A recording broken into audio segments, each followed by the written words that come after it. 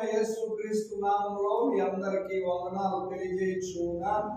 పిల్లరా, ఈరోజు ఉదయకాల సమయంలో ఉపవాస ప్రార్థన కొరకు కొన్ని విషయాలు మనం తెలుసుకుందాం. మనం గమనించగలిగితే ఉపవాసం అనేది మనం దేవునికి దగ్గరయ్యే సమయాలే ఉపవాస ప్రార్థన. ఈ ఉపవాస ప్రార్థన విషయాన్ని మనము ఆలోచన చేయగలిగితే ఉపవాస ప్రార్థన వల్ల ఎన్నో ప్రయోజనాలు బైబిల్ గ్రంథంలో కనిపిస్తూ ఉన్నాయి.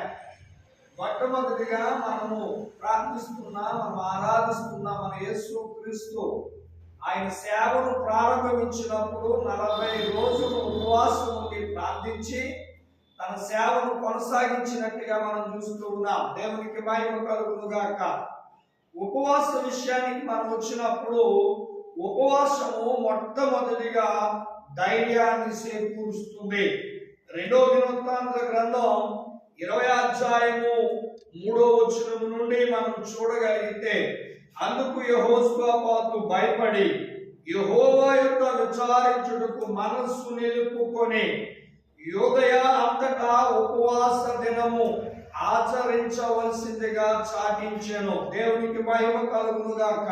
వీళ్ళరా, యెహోషాపాతు మీదకి మోయాబీలు, అమ్మోనీయులు, మెయోనీయులు వచ్చి యుద్ధానికి దిగినప్పుడు యెహోషాపాతు వారికి భయపడి ఉపవాస దినాన్ని ప్రకటించినట్టుగా మనం చూస్తూ ఉన్నాం. దేవునికి మహిమ కలుగును గాక.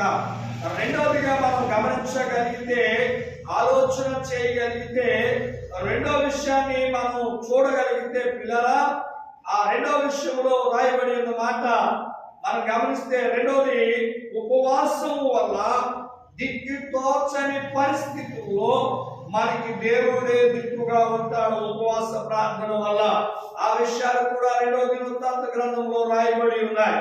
అంతేకాకుండా మూడోదిగా మనం ఆలోచన చేస్తే, మనం గమనించగలిగితే, యోనా గ్రంథము 3వ అధ్యాయం 10వ వచనంలో చూస్తే, నినివే పట్టణము నాశనం అయిపోద్దని ప్రకటించబడినప్పుడు, ఆ యోనా ప్రకటించినప్పుడు నినివే పట్టణస్తులందరూ కూడా పశ్చాత్తాపపడి ప్రార్థించినప్పుడు దేవుడు వారి మీదకి రావాల్సిన ఉగ్రతను తప్పించినట్టుగా మనం చూస్తున్నాం.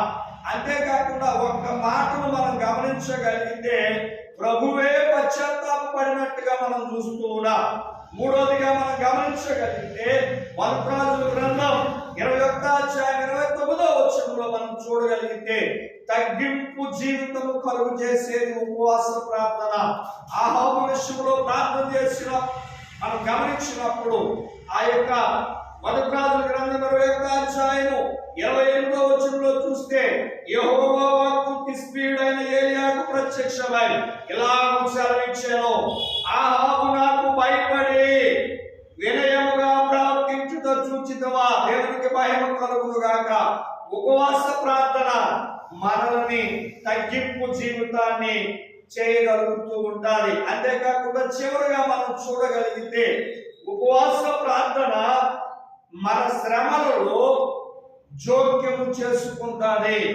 ఉపవాసం నుండి మనం ప్రార్థన చేస్తే మనకు వచ్చే శ్రమలలో దేవుడు కార్యము చేయబోతూ ఉన్నాడు. ఎస్తేరు గ్రంథాన్ని మనం గమనించినప్పుడు, అక్కడ ఉన్న యూదులకు శ్రమ వచ్చినప్పుడు, బాధ వచ్చినప్పుడు, ఆ ఉపవాస ప్రార్థనే వారి జీవితాల్లో కార్యం చేసింది.